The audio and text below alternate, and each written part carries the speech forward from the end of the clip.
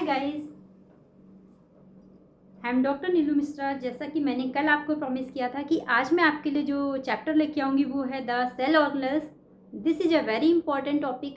जैसा कि आप सभी जानते हैं कि सेल ऑर्गेनेल्स बहुत सारे होते हैं, प्रोकैरियोट्स में भी पाए जाते हैं, यूकैरियोट्स में भी पाए जाते हैं और इनमें अलग अलग क्वेश्चंस भी पूछे जाते हैं, पर्टिकुलरली कभी माइटोकॉन्ड्रिया पे, कभी न्यूक्लियस पे। तो इसलिए आज का जो हम टॉपिक लेके आए हैं वो है द सेल ऑर्गेनेल्स। तो वीडियो को शुरू करने से पहले गाइस आपसे रिक्वेस्ट है, प्लीज़ मेरे चैनल को लाइक, सब्सक्राइब और शेयर करिएगा। इससे मुझे बहुत मोटिवेशन मिलता है ताकि मैं आपके लिए नए नए अच्छे से वीडियो लेके आऊँ, आपके लिए जो यूजफुल वीडियो हो, पर्टिकुलरली 9 to 12 स्टैंडर्ड के लिए एनसीईआरटी बेस्ड सिलेबस से मैं आपके लिए वीडियो बनाऊँ। तो चलिए शुरू करते हैं। Cell organelles. सेल ऑर्गेनेल्स क्या होते हैं? जो भी सेल्स होती हैं हमारी, चाहे वो प्रोकैरियोट्स हो या यूकैरियोट्स हो, उन सब में सेल ऑर्गेनेल्स पाए जाते हैं। ऑर्गेनेल्स जो भी सेल के अंदर पाए जाते हैं, सेल वॉल के अंदर, that is the cell organelles. हर एक सेल ऑर्गेनेल का पर्टिकुलर फंक्शन होता है। तो आज हम सबकी समरी पढ़ेंगे कि सेल ऑर्गेनेल्स कैसे होते हैं, कहाँ पाए जाते हैं। उसके बाद हम नेक्स्ट वीडियो में टॉपिक वाइज हर एक सेल ऑर्गेनेल्स की स्टडी करेंगे। तो फर्स्ट ऑफ ऑल जो सेल ऑर्गेनेल्स होते हैं वो 3 कैटेगरी में होते हैं, 1 2 3, यानी कि 3 टाइप्स के होते हैं।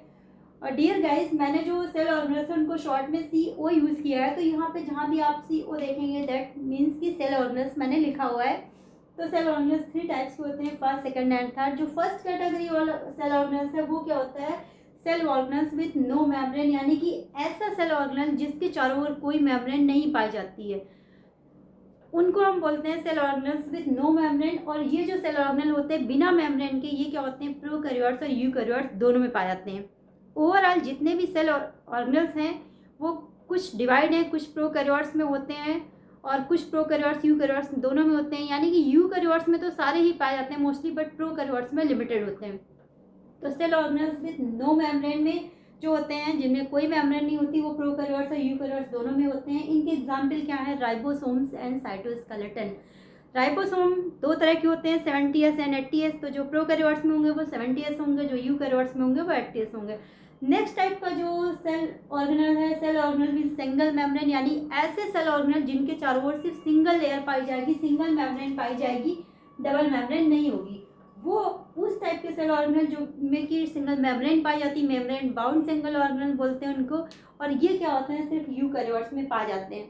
इन सेल ऑर्गेनेल्स के एग्जाम्पल क्या है? लाइसोसोम है, वैक्यूल है, गोल्जी एपरेटस है एंड एंडोप्लाज्मिक रेटिकुलम है।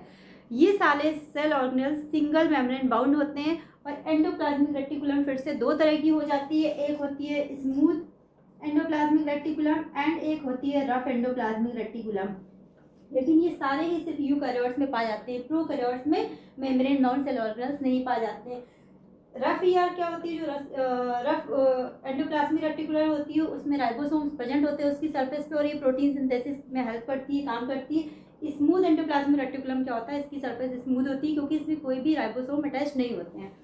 थर्ड टाइप का जो सेल ऑर्गेनेल्स हमारा है वो cell organelles with double membrane, यानी ऐसा सेल ऑर्गेनेल जिसके चारों ओर डबल लेयर पाई जाती है, यानी कि इस तरह से, उसको हम बोलते हैं cell organelles with double membrane.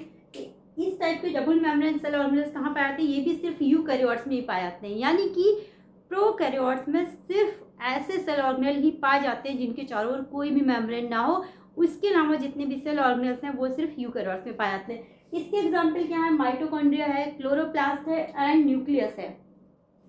Dear students, ये सारे ही सेल ऑर्गेनेल्स बहुत इंपॉर्टेंट हैं जो आपको एक एक करके पढ़ने, और मैं हर एक लेक्चर में एक एक सेल ऑर्गेनेल का आपको डिटेल डिस्क्रिप्शन में दूंगी।